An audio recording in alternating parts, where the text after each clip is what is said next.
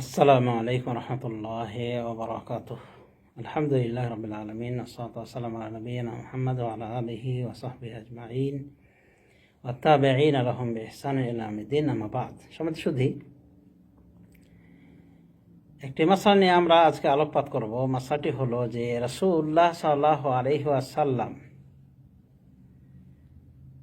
তিনি ওহী লাভের পূর্বে তিনি কাগজে কলমে লেখাপড়া জানতেন না,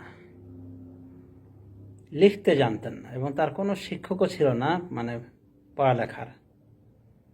তো বিশেষ করে কাগজে কলমে তিনি কোনো লেখালেখি করতে জানতেন না। ওয়াহি নাজিলের পূর্বে এখানে কোনো আলেমের দ্বিমত নাই, সবাই একমত। এখানেও যদি কেউ দ্বিমত করে তাহলে ও আসলে এক প্রকার বেঈমান। আহলুল ইলমগণ উল্লেখ করেছেন যে বিল ইজমা, এটা ইজমা সম্মত কথা, অর্থাৎ কোনো ইখতিলাফ নাই যে রাসূলুল্লাহ সাল্লাল্লাহু আলাইহি ওয়াসাল্লাম লিখতে জানতেন না ওয়াহি নাজিলের পূর্বে। ওয়াহি নাজিল হওয়ার পর, অর্থাৎ বাকায়দা নবী হওয়ার পরে তিনি লিখতে শিখেছিলেন কি শিখেননি, লিখতে জানতেন কি জানতেন না, এখানে কিছু ইখতিলাফ রয়েছে। যদি ওই উম্মতের অধিকাংশ উলামায়ে কেরাম এদিকে গিয়েছেন যে রাসূলুল্লাহ সাল্লাল্লাহু আলাইহি ওয়াসাল্লাম লিখতে জানতেন না, কাগজে কলমে তিনি লেখা জানতেন না। মা কানা ইয়াকরাউ ওয়ালা ইয়াকতুবু, তিনি পড়তেও জানতেন না, লিখতেও জানতেন না কাগজে কলমে। এটা অধিকাংশ উলামায়ে কেরামের কথা, মানে দেখে পড়তেও জানতেন না, লিখতেও জানতেন না। তো অধিকাংশ উলামায়ে কেরাম এটা বলছেন, বরং বলা যেত এক প্রকার ইজমাই হয়ে যেত অল্প কিছু আলেমদের ইখতিলাফ না থাকলে। আসুন আমরা বিষয়টা জেনে নেওয়ার চেষ্টা করি, সঠিক কি, কোনটা সঠিক।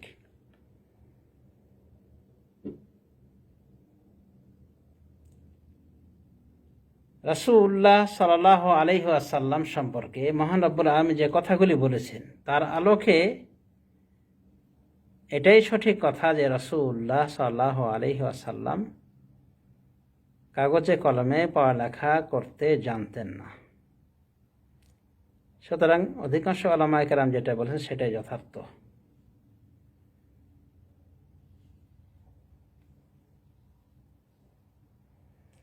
মহান রব্বুল আলামিন বলছেন, ওমা কুনতা তাতলু মিন ক্বাবলিহি মিন কিতাবিন ওয়ালা তাখুত্তুহু বিয়ামিনিকা ইযাল লারতাবাল মুবতিলুন। মা কুনতা তাতলু মিন ক্বাবলিহি মিন কিতাব, আর আপনি এর পূর্বে কোনো কিতাব তেলাওয়াত করতেন না। ওয়ালা তাখুত্তুহু বিয়ামিনিকা, আর আপনি আপনার ডান হাত দিয়ে লিখতেন না।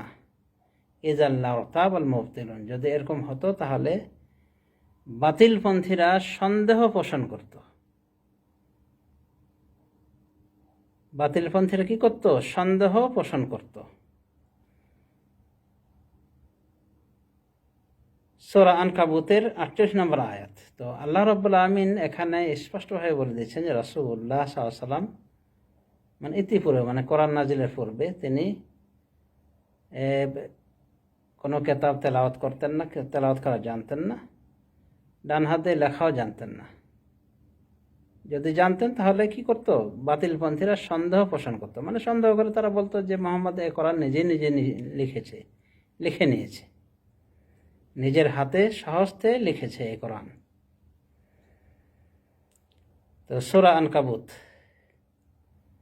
মহান রব্বুল আলামিন সূরা আরফের ভিতরে বলছেন, ফাআমিনু বিল্লাহি ওয়া রাসূলিহি ওয়ান নাবিয়্যিল উম্মিয়্যিল্লাযী ইউমিনু বিল্লাহি ওয়ান নাবিয়্যিল উম্মিয়্যিল্লাযী ইউমিনু বিল্লাহি ওয়া কালিমাতিহি ওয়াত্তাবিউহু লাআল্লাকুম তাহতাদুন।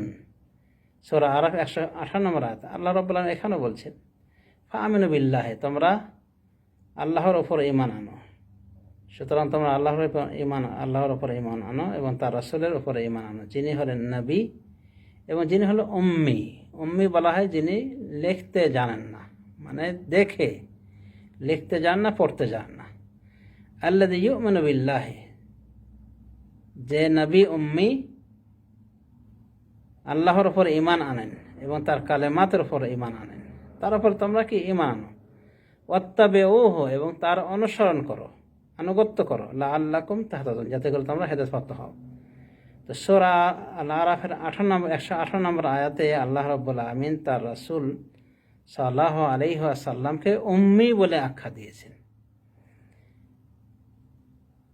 অনুরূপভাবে সূরাতুল জুমআতে রাসূলুল্লাহ সাল্লাল্লাহু আলাইহি ওয়াসাল্লামকে উম্মি বলেছেন, হুয়াল্লাযী বাআসা ফিল উম্মিয়িনা রাসূলাম মিনহুম, তিনি সেই মহান সত্তা যিনি উম্মিদের ভিতর থেকে তাদের একজনকে রাসূল করে পাঠিয়েছেন, মানে যারা কাগজে কলমে লিখতে জানতো না তাদের মধ্য থেকে একজনকে রাসূল করে পাঠিয়েছেন। এটাই উম্মির অর্থ করা হয়েছে।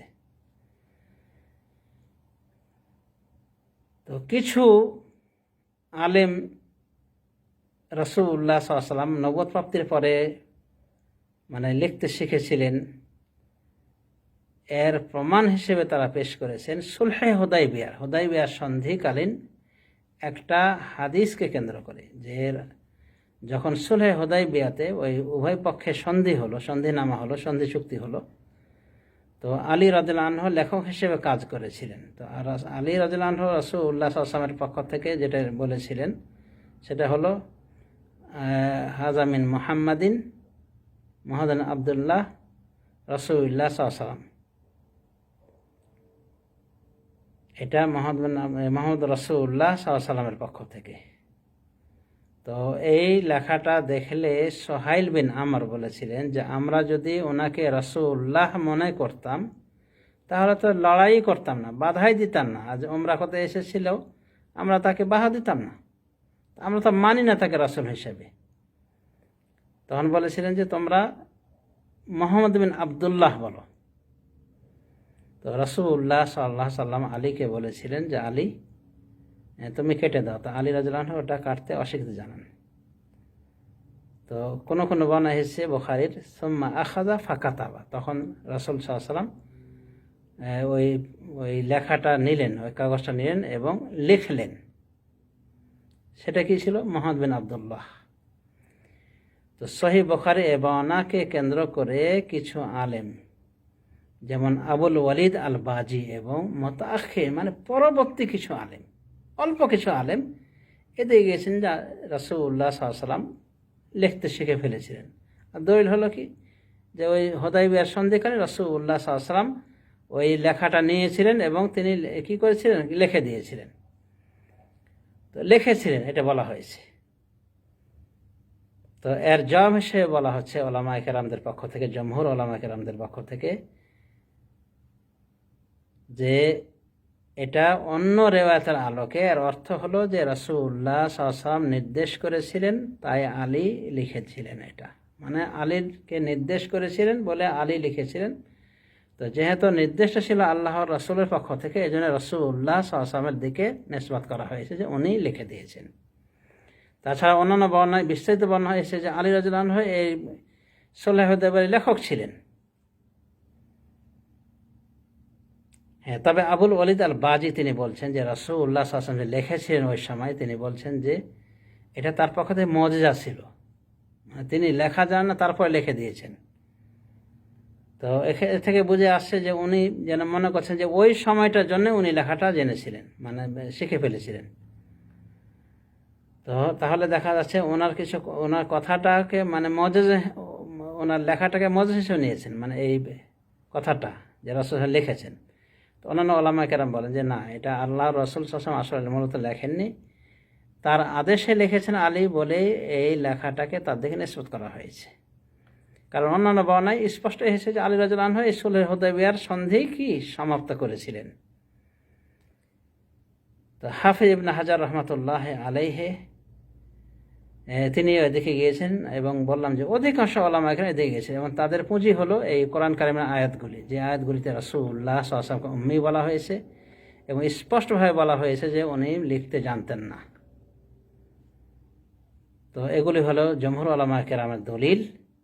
এবং রাসূলুল্লাহ সাল্লাল্লাহু আলাইহি ওয়াসাল্লামের জন্য এটা কি একটা পূর্ণাঙ্গ গুণ যে তিনি না লিখতে যেন, মানে কাগজে কলমে না লিখতে যেন, না পড়তে যেন তিনি কি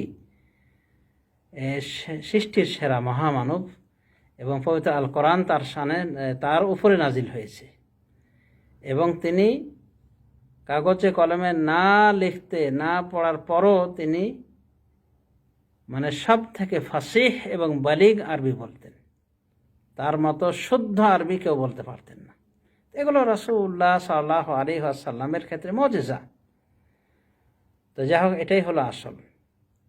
এবং আমরা মনে করি যে রাসূলুল্লাহ সাল্লাল্লাহু আলাইহি ওয়াসাল্লাম তার লিখতে না শেখাটা তার জন্য একটা ফজিলত, যদি আমাদের জন্য এটা মানে মূর্খতা, মানে আমরা লিখতে না জানলে আমাদের জন্য এটা মূর্খতা, এবং এই মূর্খতা আমার জন্য প্রশংসনীয় নয়। সমাজশুদ্ধি যারা বিশেষ করে আমাদের দেশে ওই বিদাতের ডিলার, বিদাতপন্থী, তারা কিন্তু এটাকে খুব জোরে সোরে চালানোর চেষ্টা করে যে রাসূলুল্লাহ সাল্লাল্লাহু আলাইহি ওয়াসাল্লাম তিনি লিখতে জানতেন, পড়তে জানতেন, মানে কাগজে কলমে। মানে তারা মনে ভাবেন যে রাসূল সাল্লাল্লাহু আলাইহি ওয়াসাল্লাম লিখতে, তার থেকে লেখা নাকচ করা বা মানে দেখে পড়া নাকচ করলে তার মানহানি হলো। তো এটা আসলে ওনাদের মোটা বুঝ বা বুঝের ভুল, এবং তারা এই বিষয়টা খতিয়ে দেখেননি যে অধিকাংশ ওলামায়ে কেরামই যেদিকে গিয়েছেন, আর কোরআন আয়াতগুলো তো সেদিকে ইঙ্গিত করছে। তো তারপরে এত কাঠোরযুদ্ধি কেন, এত বাড়াবাড়ি কেন? আল্লাহ রসুলের মানহানি হয়ে গেল না আল্লাহ রসুলের সম্মান বাড়ানো হয়েছে, সম্মান প্রতিষ্ঠা হয়েছে এর মাধ্যমে, যে উনি কাগজে কলমে না লিখেই তিনি এত মহান ব্যক্তি, এবং তিনি সৃষ্টির সেরা মহামানব এবং সাইয়্যিদুল মুরসালিন, এবং তাকে আল্লাহ রাব্বুল আলামিন জ্ঞানে টইটুম্বর করে রেখেছিলেন, যে তার মুখের প্রত্যেকটা কথাই আমার জন্য কি হাদিস এবং হুজ্জাত, দলিল। তো বিশেষ করে যারা বেদাত ঘেঁষা লোক এবং যারা এভাবে মানে কট্টরপন্থী ভূমিকা অবলম্বন করে রাসূল সাল্লাল্লাহু আলাইহি ওয়াসাল্লাম লেখার বিষয়ে, তারা একটা হাদিসকে দলিল হিসেবে পেশ করার চেষ্টা করে। সেটা কি?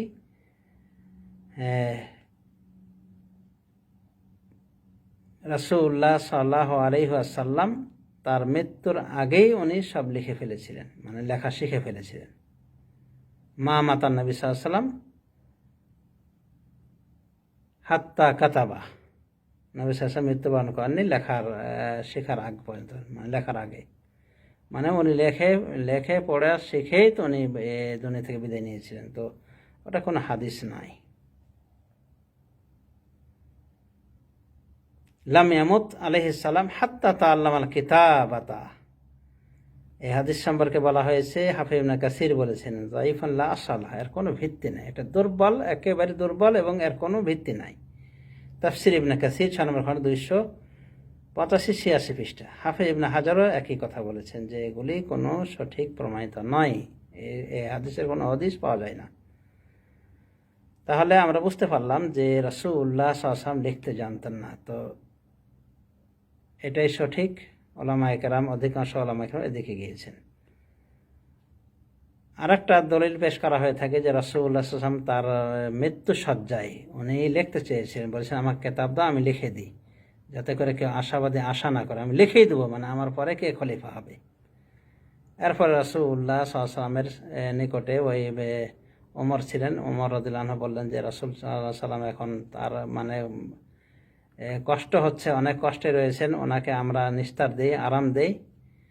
এরপরে কথাবার্তা আরও বিভিন্ন হতে লাগলো। রাসূলুল্লাহ সাল্লাল্লাহু আলাইহি ওয়াসাল্লাম সবাইকে বলে তোমরা এখান থেকে চলে যাও। তো উনি যে লিখতে চেয়েছিলেন, লেখার আশা করেছেন, এখান থেকেও কেউ দলিল নেওয়ার চেষ্টা করে যে রাসূলুল্লাহ সাল্লাল্লাহু আলাইহি ওয়াসাল্লাম তাহলে লেখা শিখে ফেলেছিলেন। এটাও ভুল।